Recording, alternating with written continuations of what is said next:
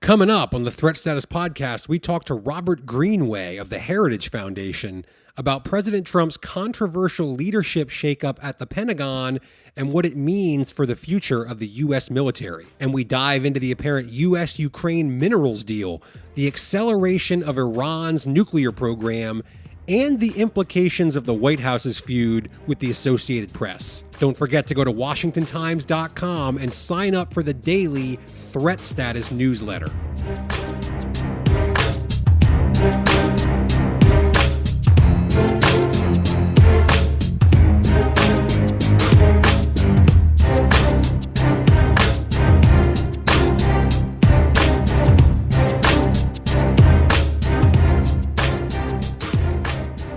Hello and welcome to the Threat Status Podcast. I'm your host, Ben Wolfgang, national security correspondent at the Washington Times, and I'm joined, as always, by my esteemed co-host, Guy Taylor, the national security editor here at the Times. And this episode of the Threat Status Weekly Podcast is brought to you by L3 Harris.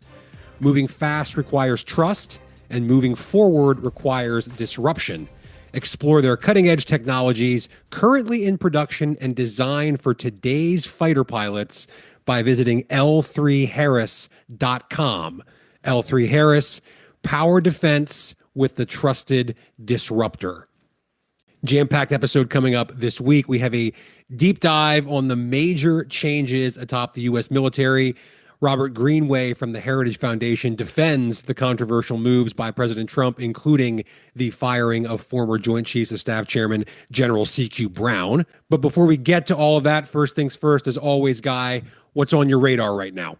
Thanks, Ben. Great to be here with you for another week on the podcast. I am tracking several things, but front and center is the White House visit by Ukrainian President Volodymyr Zelensky to formalize and ink the deal that's been orchestrated by President Trump for U.S. companies to extract rare earth minerals from territory inside Ukraine. This is a deal with a lot of geopolitical implications, Ben. It's also potentially a major win for Trump. The agreement means Ukraine will essentially give the U.S. $500 billion worth of profits from extracting Ukraine's rare earth minerals, things like graphite, titanium, and lithium, stuff that's critical to the global market for manufacturing smartphone and computer batteries. And Trump is framing this deal as compensation for the hundreds of billions of dollars in U.S. military and other aid that Washington has given Ukraine to help the country fight off Russia's invasion that began 3 years ago. It's notable that this deal is coming to the fore and Zelensky is visiting Washington just days after U.S. and many European commentators spewed outrage over Trump's bombastic and cutting rhetoric toward Zelensky personally. Remember, Ben, it was just a week ago that President Trump characterized Zelensky as a dictator. We're tracking all this at Threat Status with a wider eye on two things. First, the extent to which this deal actually accelerates diplomatic movement toward a negotiated end of the Ukraine war. We don't know yet. Second, and this is tied to the first thing, Ben, how does Russia really perceive this Ukraine-U.S. rare earth minerals deal, given that one impetus for Russia to invade Ukraine in the first place was to take Ukrainian territory and profit from it in ways that would grow Russia's own economy and perpetuate Russian President Vladimir Putin's authoritarian regime as a global power. The immediate read is that Putin, as well as Chinese President Xi Jinping, are likely stewing over the reality that a bombastic U.S. president has suddenly orchestrated this deal to make the U.S. the global power profiting off Russia's invasion in the long run. Yeah, it's interesting. I mean, all eyes are going to be on this Zelensky visit on Friday to the White House for sure, as we hopefully get some more details about exactly what's going to be in that agreement. Questions, Ben, about where the rare earth deposits are. Do they intersect with territory currently held by Russian forces in Ukraine? Is all of that going to factor into negotiations going forward? A lot of unanswered questions right now. Switching gears, though, and speaking of Trumpian bombast, we highlighted in the Threat Status Daily newsletter this week that Trump had posted a somewhat wild artificial intelligence generated video on social media that reimagines the war-torn Gaza Strip as, quote, Trump Gaza, with beautiful shorelines, weirdly bearded belly dancers, and Dubai-style skyscrapers. There's no doubt the video triggered a mix of amusement and downright outrage among Arab allies of the United States, such as Saudi Arabia, who've been pushing back at Mr. Trump's proposal to, quote, relocate, end quote, Palestinians from Gaza as part of a grand U.S. proposal to take control of and rebuild the war-ravaged enclave. This all intersects, Ben, with a theme that was coursing through the recent International Defense Expo, or IDEX, that I attended in the United Arab Emirates. There was a feeling among high-level former U.S. national security officials that I interviewed at IDEX, basically the biggest arms bazaar in the world, that the moment is ripe for President Trump to align Arab powers with the U.S. and Israel around the common goal of containing Iran. You know, one of the questions in the background of the Zelensky visit, it's how it's going to be covered by the media, or I guess more specifically, which media outlets can cover it at all. I'm, of course, referring to the ongoing feud between the Trump administration and the Associated Press over the AP's refusal to change the name in its copy from the Gulf of Mexico to the Gulf of America, which is what the White House wants it to do. A federal judge this week declined to immediately restore AP's access to the Oval Office and to Air Force One after the White House barred them from both of those spaces over the dispute, though the judge indicated he wants a fuller briefing on the matter. So this is far from over. And if you're asking what this has to do with national security, well, it's got a lot to do with it. And there's a direct Pentagon aspect to this story, which I'll get to in just a second. The AP matters because it's an indispensable way we get information in this country, Guy. I mean, I've been a professional journalist for almost 2 decades now. And when I was a local reporter at the Pottsville Republican Herald newspaper in Pottsville, Pennsylvania, just about every non-local story that we ran in the paper, from coverage of the Iraq War to the inauguration of Barack Obama, was an AP story. Reports from war zones, as another example, a lot of that's, AP copy, including what you read out of Ukraine or from the Gaza Strip. Now, you all, listeners of this show, can and should make up your own minds whether you think it's a fair reason to ban the AP from the Oval Office and from Air Force One because they won't use the term Gulf of America. But you ought to be aware of what that means if you consume news from a local TV station or newspaper or website. You may not be able to get the same kinds of national news coverage, White House news coverage, without that AP access. Maybe that's just less important now anyway, in the age of the internet. But nevertheless, it's a big shift. Interesting, Ben. I saw Elon Musk's tweet of the Associated Press logo with the word press crossed out and replaced by the word propaganda. Frankly, Ben, that concerned me as a journalist with more than 25 years experience. It made me wonder if Musk really actually has a clear understanding of what the Associated Press actually is. The Washington Times, which hosts Threat Status, is a member of the Associated Press, Ben. One point is that the AP may be taking a stand on the Gulf of America language, but AP headquarters does not require the many journalistic brands that use AP content to use the phrase Gulf of Mexico. Outlets like the Washington Times are fully within their right as AP members to change it to Gulf of America if they want, which the Washington Times has. So it's just, I think, part of our podcast here is to give people a behind the scenes look about what journalists think and talk about. And this is just not an ideological issue. It's more about looking at just facts. I don't see the AP as a wildly slanted news organization. Right. Well, I mean, there's one more note on this. And speaking of what some would consider to be wildly slanted news organizations, the Pentagon has removed some traditional heavyweights like New York Times, Washington Post, CNN, Politico from dedicated workspace that they've had inside the building in favor of other outlets like Newsmax and the Huffington Post. So, from those of us who are in sort of the business and know how this stuff works, that's going to make it a lot harder for CNN, for example, to broadcast, the live shots that listeners are probably used to seeing from, the White House or inside the Pentagon or, the Capitol, for example. That's how sort of the sausage is made in Washington, D.C. journalism. So that's what we're actually talking about. And I wanted to add that as a Pentagon note, as somebody who's worked inside the building. There's a shift on that side, too, in addition to the White House. And one more thing, Guy, that deserves a mention for a minute or two out of the Pentagon, something that might offer some clues as to the Trump administration's counterterrorism approach to Africa. U.S. Africa Command this week said it carried out airstrikes against al-Shabaab terrorists in Somalia. You might remember a couple of weeks ago, the Pentagon said it targeted ISIS inside Somalia as well. These are some of the first U.S. airstrikes since President Trump took office, and it's noteworthy they're in Somalia. The U.S. military campaign in Somalia is something I've been covering in detail for years, and I just watched the Surviving Black Hawk Down series on Netflix about the 1993 U.S. engagement with militants in Mogadishu, where 18 American service members died. So that was more than 30 years ago, to put in perspective America's military engagement on and off during that time in Somalia. And it's interesting, we're targeting different terrorist groups, al-Shabaab and ISIS. In his first term, President Trump pulled U.S. ground troops out of Somalia. It was one of the forever wars that he wanted to end. We're only 5 weeks into his second term or so, but we've already got multiple U.S. airstrikes against multiple terrorist groups. So I'll be watching closely to see if this becomes a pattern, because to be perfectly frank, this isn't something I was expecting to see out of Trump and his national security team.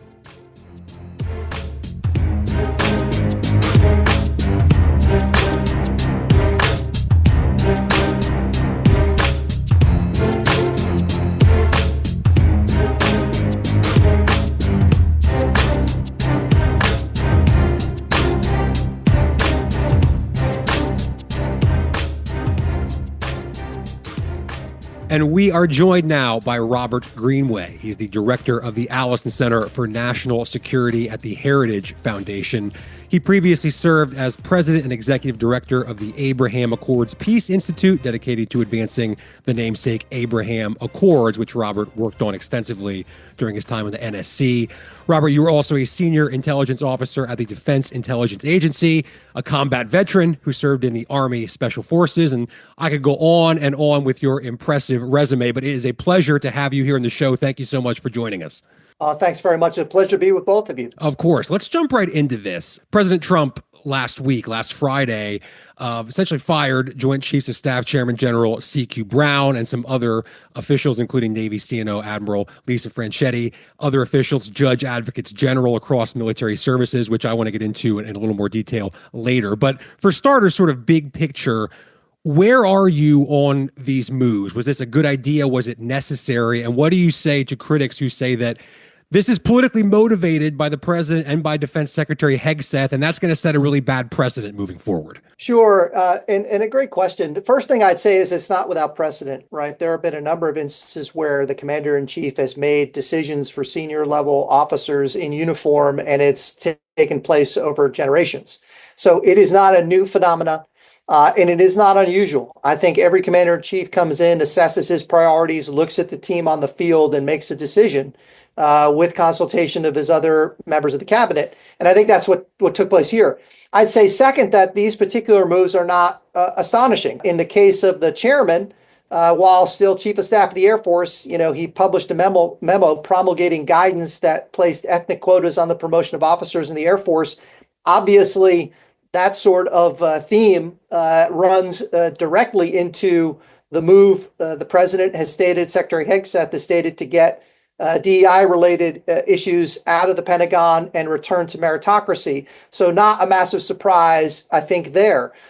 In the case of the CNO, we've decommissioned more ships than we've made, despite the rising threat from China. So also accountability, I think, in that regard. So I don't think the moves are surprising. I think they are certainly not without precedent. And the commander-in-chief has every right to pick a team that's going to execute his priorities And I don't share the concern, frankly, with many that this is going to indicate or result in a politicized military. I don't think that's the case, and I don't think it was the case when this has happened before. We'll get back to the Pentagon leadership aspect in a minute. I know Guy has some questions about that, but I want to drill into sort of the legal side with the judge advocates general, which isn't getting as much attention as the CQ Brown firing. But some legal scholars are saying that over the long term, it could be equally or maybe even more significant. Retired Air Force General Charlie Dunlap, who's now the executive director of the Center on Law, Ethics, and National Security at Duke University and a source of mine for over a decade now. He wrote this on his blog over the weekend, quote, "These are military legal officers who, unlike politically appointed civilian legal officers elsewhere in government, are never expected to be replaced on a change of administrations. Since military lawyers are nonpartisan, no turnover is or should be expected in an organization like the armed forces that aims to be politically neutral," unquote. So I understand what you're saying, that the president has every right to make changes, to politically appointed positions, including the Joint Chiefs chairman. But what's the defense for this on the judge advocates general question? Isn't this going to be dangerous over the long term for the independence of these branches? No, I don't share the view at all. I don't share the concern at all. Most of the decisions I think that people would be concerned about, right, the legality of a given action, particularly the use of force abroad, isn't going to be made at service level. It's going to be made at department level. The general counsel of the department is already a political appointee. And in this case, it has been nominated a good friend, an extremely competent attorney in the form of Earl Matthews. So I don't share the concern there. Look, in terms of the service judge advocate generals, I think my assessment of the cause for their termination was that they left the boundaries of legal advice within the services and became vocal and enthusiastic advocates for, again, DEI-related principles that drifted away from meritocracy. They provided the rationale, and again, they were enthusiastic participants in policies that President Trump got elected to remove. So in my estimation, that the gravity of the replacement is not as severe as some are suggesting. Second, again, not unprecedented. And third, not unusual because, again, I think the individuals in question left the boundaries of sort of service level legal advice and became enthusiastic advocates for policies the president ran on and got elected to remove. So is this more about those particular individuals than trying to overhaul what the judge advocates general at the service levels do? Yeah, oh, absolutely. And again, the service level judge advocates generals are not evaluating the use of force on a regular basis abroad, which is the heaviest legal lift in the department for that most would be concerned about. That's not what these individuals are doing, nor was it done for every service. It was just done, I think, for individuals that were pursuing and advocating for policies that were contradictory to the president. Robert, it's Guy Taylor. Can we go back to the Joint Chiefs situation for a minute? President Trump wants retired Air Force Lieutenant General John D. Raisin Kane, who played a central role during Trump's first term in the campaign to defeat the Islamic State terror group in Syria and Iraq. He wants him to be the new chairman of the Joint Chiefs. Secretary Hegseth says Kane has the right ethos for the moment. Assuming you agree with that, what exactly is the moment, as you see it, that the U.S. military is facing right now? And is this pick just about DEI, or are we talking about the right ethos for a bigger strategic shift? No, a great question. And I'll say up front, I've known Dan for over 40 years. We're classmates at a very small Southern military institution. So known Dan since 1986 and was with him when he first met the president. And the story the president recounts about the campaign against ISIS was during a Christmas trip to Al-Assad Air Base in Iraq in December of 2018. I think he's the right man for the moment. The moment, to answer your question, is a return to lethality, to warfighting functions within the department, so that it can be effective at deterring and, if necessary, prevailing in a conflict, potentially with China or in any other scenario. And I think why the president picked Dan Kane to do it and why Secretary Hegseth has come out in support of that is because Dan has two unique qualifications for the job, which also are a little bit unusual in the source of chairman. First, in the sense of warfighting, as you point out, he was, at the time, deputy commander of the task force responsible for executing a campaign that defeated the territorial caliphate of ISIS. The department wrestled with this in the previous administration. The Obama administration wrestled with this for years, failed to do it. President Trump came in and in talking and consulting with generals like General Kane, got the result that we wanted and got the success that we wanted. So that's the return to war fighting. That's the critical part of the moment. The second is accountability. All right, the department has famously, notoriously failed to pass an audit. No one knows where the money's going, and it's a lot of money, $850 billion a year. And so Dan has a unique commercial background in private industry and enterprise. He's worked at a profit and loss and run it. And so that gives him a unique ability, I think, to balance the books and to get the Department of Defense to balance the books. So those two things I would say define the moment. On that point, Robert, you mentioned the possibility of a conflict, a U.S. conflict with China. I'm wondering if you can help me and help our listeners kind of walk through and understand the connections between, the quote unquote woke military, DEI initiatives, all of that stuff, and a less effective, less lethal military. When you look at DEI programs, racial quotas that you mentioned in the Air Force, we've even seen, Secretary Hegseth end official Black History Month, Women's History Month celebrations at DOD.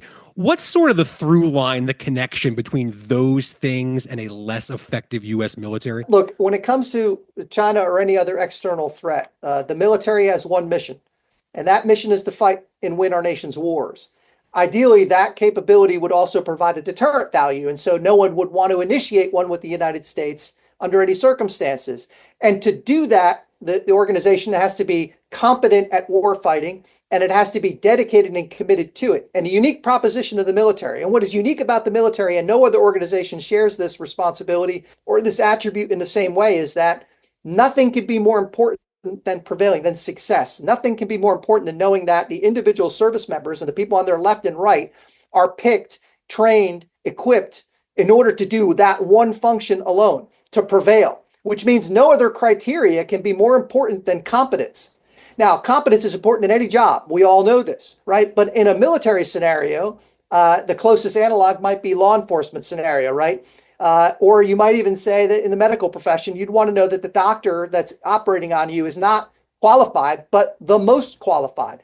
But again, from a national perspective, nothing's more important than winning a war, potentially of survival. And the military has to be uniquely equipped, and it has to have this war fighting ethos inculcated within it. And for its entire lifespan, this has been the case. Whenever that's deviated from, and there are examples, they all incidentally in the modern era coincide with the recruiting crisis. This happened in the late 70s, it happened in the mid 90s, and it happened again under the Biden administration for the third time. And it was probably the most grave recruiting crisis in the history of the all-volunteer force, because among other reasons, we strayed from that. So the criteria for promotion wasn't solely about competence or character, it became about something else. And whenever that's the case, you not only detract and erode the confidence and trust between service members and each other, also between service members and those that are in command, but as an institution. And so this has had a massive impact on the ability, the capabilities of the force. And it's also had a massive impact on recruiting, which is hopefully starting to be reversed. And it had to be. And I think that's the way I would address your question, in that it has to be about competence and character and nothing else, or the military is not capable of executing the function. And if it can't, then we face a survivability crisis. Robert, before we run out of time, I want to ask you a couple of quick foreign policy questions. You were deeply involved in the achievement of the Abraham Accords.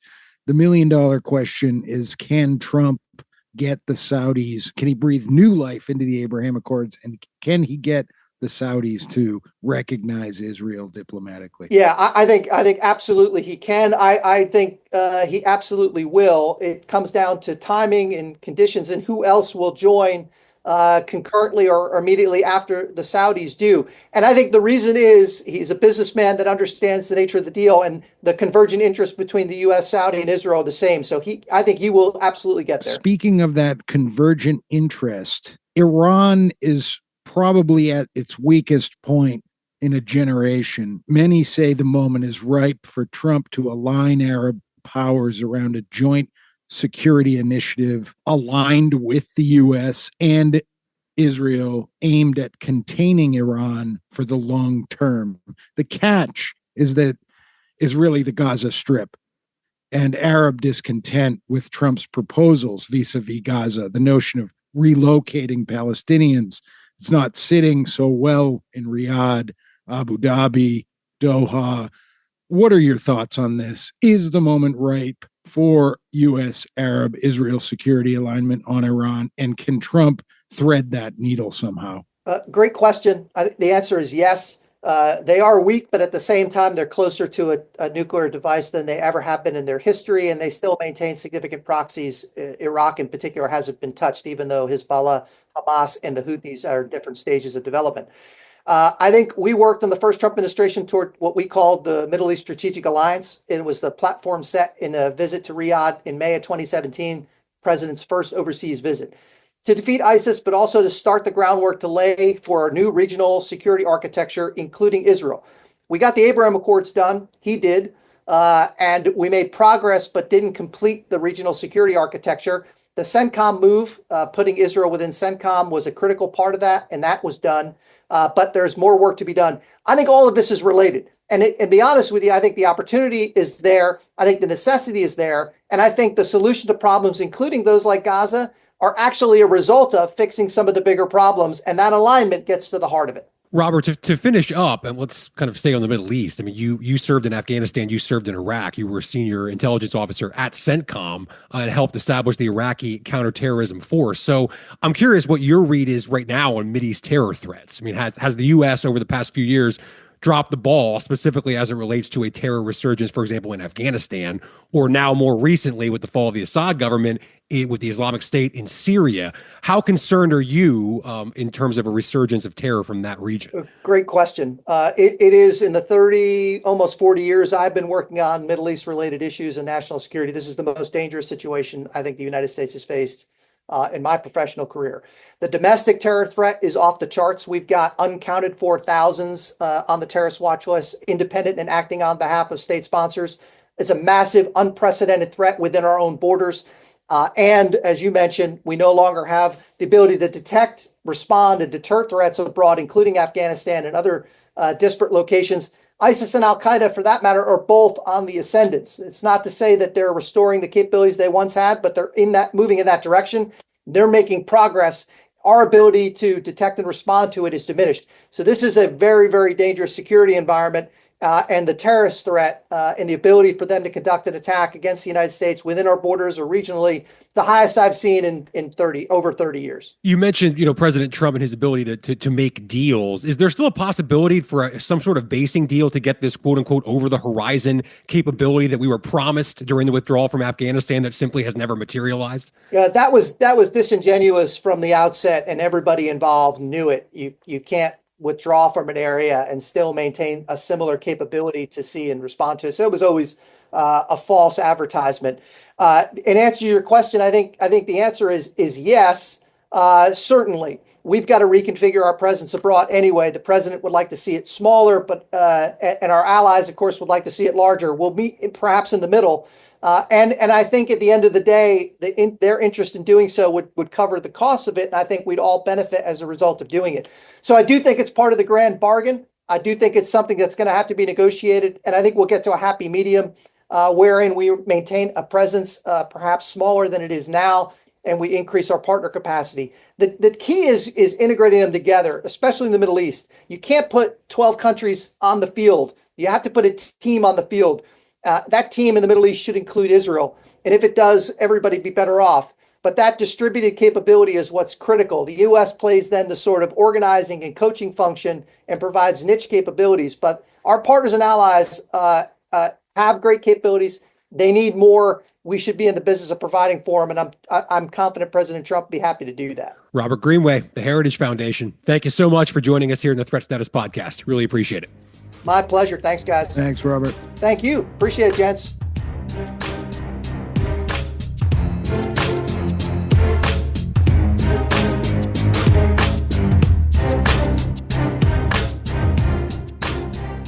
This episode of the Threat Status Weekly Podcast is brought to you by L3 Harris. Moving fast requires trust, and moving forward requires disruption. Explore their cutting-edge technologies currently in production and designed for today's fighter pilots by visiting L3Harris.com. L3 Harris, power defense with the trusted disruptor. And it's time now for Threats of the Week, our weekly segment here on the show where Guy and I each identify a threat, whether it's here at home, domestically, or in some corner of the world that we think is impacting U.S. national security right now, this week, as you all are listening to the show. And Guy, what do you have for us as your threat of the week? My threat of the week, Ben, is that of malicious cyber hacking operations orchestrated by the intelligence agencies of the Chinese government to disrupt U.S. media organizations and steal intellectual property secrets of U.S. tech companies and potentially disrupt U.S. critical infrastructure. Threat Status's lead national security tech correspondent Ryan Lovelace did a deep dive in recent days, Ben, on the 2025 Global Threat Report put out by the Austin, Texas-based cyber firm CrowdStrike, the key finding of which was that China-linked cyber attacks and digital espionage surged to unprecedented levels and previously unseen sophistication during 2024. My threat of the week is that these activities are going to grow in 2025. My threat of the week is Iran's nuclear program, which has been off the radar a little bit, at least here in the U.S. during the first few weeks of the Trump administration. We've certainly been covering it at Threat Status, but it's been a little bit overshadowed by Israel and Gaza, Russia and Ukraine, tariffs, immigration, other national security issues. But I think that's going to change because Iran has accelerated its production of near weapons grade uranium. And the IAEA this week said that as of February, Iran has about 605 pounds of uranium enriched to 60%. That's an increase of more than 200 pounds since November. And the material is a couple of short technical steps away from weapons grade levels of uranium at 90%. It's got enough uranium reportedly to make 6 nuclear bombs right now. And on its way out the door, of course, the Biden administration was pretty clear in saying Iran was capable of making a bomb in perhaps as little as a week. That could be even less right now. So this is a threat for a number of reasons. First and foremost, the possibility of Iran having a bomb. Then there's the fact the Trump administration won't let them get one. So we could be on a knife's edge there. And more imminently, reports that Israel, with at least the tacit approval, if not explicit assistance from the U.S., is planning to strike Iran's nuclear facility. So does Trump try to make a deal, or is this resolved with military strikes? One way or the other, it's my threat of the week because we're kind of approaching, I think, a moment of truth on Iran and its nuclear program. And with that, thank you all so much. Thank you, Guy. Once again, huge thanks to Robert Greenway from the Heritage Foundation for joining us on this week's episode. And thank you all for listening. Please go ahead, hit that subscribe button, share with all of your friends. Guy and I will be back next week on the Threat Status Podcast.